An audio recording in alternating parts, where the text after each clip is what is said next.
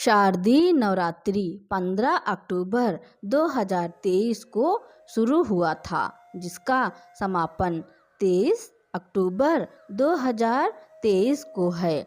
इस दौरान भक्त शक्ति की देवी माँ जगदम्बा के 9 रूपों की पूजा करते हैं। ये तो सभी जानते हैं कि नवरात्रि के पहले दिन कलश स्थापना या घट स्थापना के साथ नवरात्रि की शुरुआत होती है।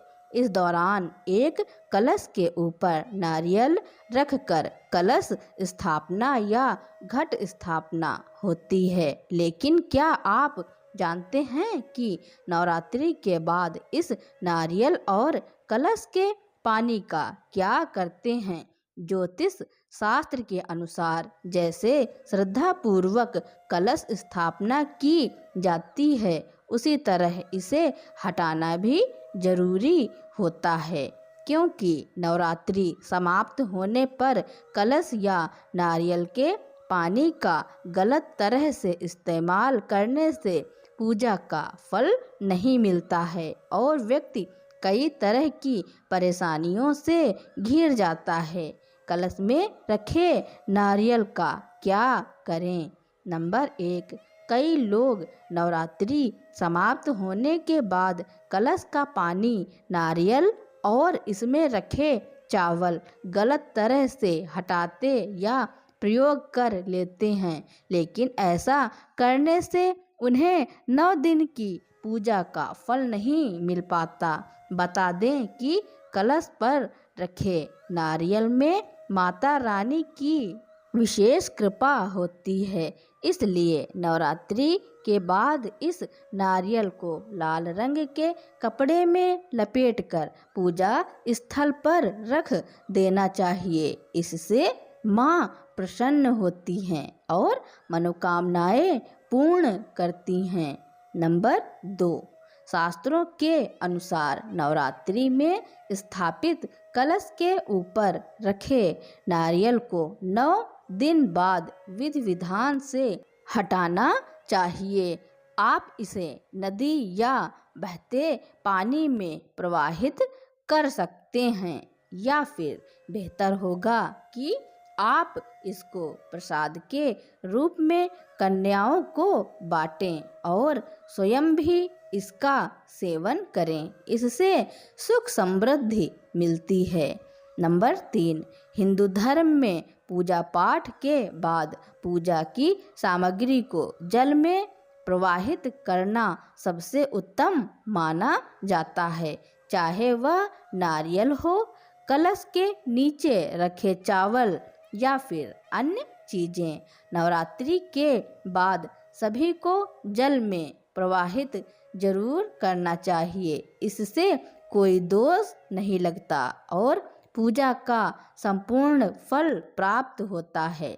नंबर 4, कलश विसर्जन के लिए सबसे पहले हेम हीम क्लीम चामुंडाय विच्चे मंत्र का उच्चारण करते हुए पूरे भक्ति भाव से कलश के ऊपर रखे नारियल को आराम से उठाएं। फिर इस नारियल को लाल चुनरी में बांधकर अपनी माँ, पत्नी, बहन या बेटी को दें। फिर कलश में लगे आम के पत्तों से कलश के पानी को पूरे घर में छिड़कें। यह जल बेहद पवित्र होता है और घर में खुशहाली समृद्धि बढ़ाता है, साथ ही सकारात्मक ऊर्जा का संचार करता है।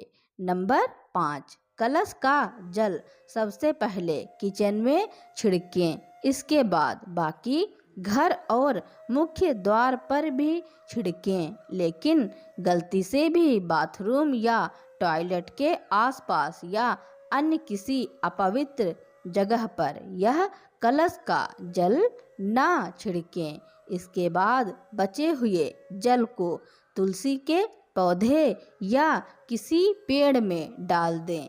इस जल को इधर उधर नहीं फेंकें। नंबर 6, कलश में मौजूद सिक्के को निकालकर अपनी तिजोरी या पर्स में डाल लें। ऐसा करने से दिन दूना रात चौगुना धन बढ़ेगा, कामकाज में बरकत होगी, आपके जीवन में धन की कमी नहीं होगी। वहीं आखिर में मिट्टी के कलश और बचे हुए ज्वारे को घर के बाहर किसी पेड़ या मंदिर के पास रख दें। नवरात्रि के ज्वारे भी बेहद शुभ होते हैं। थोड़े से ज्वारे निकालकर आप अपनी तिजोरी या पर्स में भी रख सकते हैं। इससे माँ दुर्गा आप पर मेहरबान रहेगी। कब है दुर्गा विसर्जन? शारदीय नवरात्रि में जो लोग अपने घर पर या पंडाल में माँ दुर्गा की मूर्तियाँ रखते हैं, वे महानवमी के अगले दिन दशहरा पर दुर्गा विसर्जन करते हैं, जबकि घरों में दुर्गा विसर्जन महानवमी को होता है। माँ दुर्गा को खुशी खुशी विदा करते हैं ताकि वे फिर अगले साल पधारें और जीवन में खुशहाली लाएं। हालांकि इस साल दुर्गा विसर्जन दशहरा के दिन नहीं होगा। ज्योतिष शास्त्रों का कहना है कि इस वर्ष दशहरा 24 अक्टूबर मंगलवार के दिन पड़ रहा है।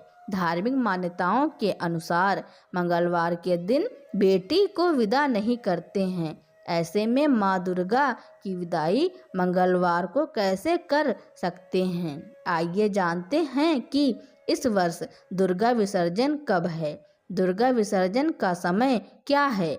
माँ दुर्गा किस वाहन पर सवार होकर विदा होंगी? करें दुर्गा विसर्जन अक्षत और मंत्र से होगा, लेकिन ध्यान रखें कि घरों में कलश और पंडाल में दुर्गा मूर्ति को स्थान से हटाया नहीं जाएगा। दशहरा को कलश और दुर्गा मूर्ति अपने स्थान पर रहेंगे। 25 अक्टूबर बुधवार को सूर्योदय के बाद से दुर्गा मूर्ति और कलश को स्थान से हटाएं।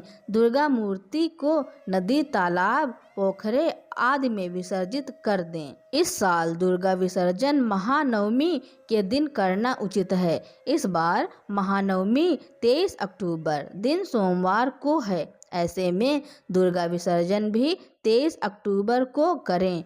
24 को मंगलवार होने के कारण दुर्गा विसर्जन दशहरा पर नहीं करें। दुर्गा विसर्जन अक्षत और मंत्र से होगा, लेकिन ध्यान रखें कि घरों में कलश और पंडाल में दुर्गा मूर्ति को स्थान से हटाया नहीं जाएगा। दशहरा को कलश और दुर्गा मूर्ति अपने स्थान पर रहेंगे। 25 अक्टूबर बुधवार को सूर्योदय बाद से दुर्गा मूर्ति और कलश को स्थान से हटाएं। दुर्गा मूर्ति को नदी, तालाब, पोखर आदि में विसर्जित कर दें। पंचांग के अनुसार इस साल शारदीय नवरात्रि की नवमी तिथि की शुरुआत 22 अक्टूबर को शाम 7:58 पर होगा और यह तिथि 23 अक्टूबर को शाम 5:44 तक रहेगी। उदया तिथि की मान्यता के आधार पर महानवमी 23 अक्टूबर को है। महानवमी के दिन रवि योग और सर्वार्ध सिद्ध योग बन रहे हैं। सर्वार्ध सिद्ध योग प्रातः काल में 6:27 बजे से शुरू हो जाएगा और शाम 5:14 बजे तक रहेगा, जबकि रवि योग पूरे ही दिन है। ऐसे में दुर्गा विसर्जन रविवार और सर्वार्ध सिद्ध योग में होगा। महानवमी के दिन आप माँ सिद्धिदात्री की पूजा और नवरात्रि का हवन करें। यदि 9 दिन का व्रत है तो पूजा के बाद पारण करें। फिर दोपहर में 2 बजे से लेकर दोपहर 3:30 बजे के मध्य कभी भी अक्षत और मंत्र से दुर्गा विसर्जन करें। फिर 25 अक्टूबर को घरों में स्थापित नवरात्रि कलश को स्थान से हटा दें। विधि विधान से माँ दुर्गा को विदा करें, उनकी मूर्तियों का विसर्जन करें। इस बार दशहरा मंगलवार को है, इसलिए माँ दुर्गा के विदा होने का वाहन मुर्गा है। माँ दुर्गा मुर्गे पर सवार होकर विदा होंगी। जब माँ दुर्गा मुर्गा पर विदा होती हैं तो वह लोगों के कष्ट को बढ़ाने वाला हो सकता है, लोगों की परेशानियों में बढ़ोतरी हो सकती है। मेरी दी हुई जानकारी सुनने के लिए धन्यवाद। अगर मेरी दी हुई जानकारी आपको अच्छी लगती है या फिर आप मेरे चैनल पर नए हो तो मेरे चैनल को लाइक, सब्सक्राइब, कमेंट, शेयर एवं बेल आइकन का बटन दबाना ना भूलें ताकि मेरी नई नई जानकारियाँ आप तक पहले ही आती रहें।